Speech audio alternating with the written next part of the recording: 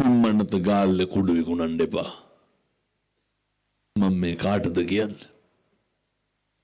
මේවා විකුණන උදවියට කියන්නේ. ඔක නවත්තන්න. අයිස් විකුණන උදවිය ඔක නවත්තන්න. මේ ඈත ගම් වලින් පන්තියන කුලී වැඩ කරලා පන්ති ගාස්තු ගෙවන අම්මගේ තාත්තගේ දරුවෝ අර පන්ති කාඩ් එකට දෙන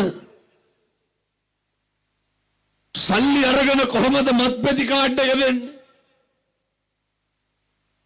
අවුරුදු 15 16 පැටව කොල්ලන්ගේ සාක්කොල්ල දැන් බැලුවත් පෙති කාඩ් එකක් ඇති.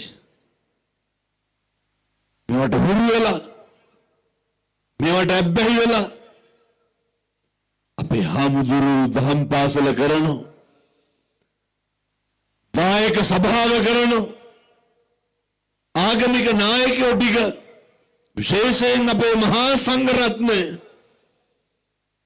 මේ දරණ ව්‍යායාමය මේක ප්‍රතිඵල සුබ ලකුණු පහළ වෙන්න නම් මතක තියාගන්න මේකට එක්කව වෙන්න ඕනේ. සාප කරයි අපේ තරුණ දරුවෝ සේරම එක්කව වෙන්න.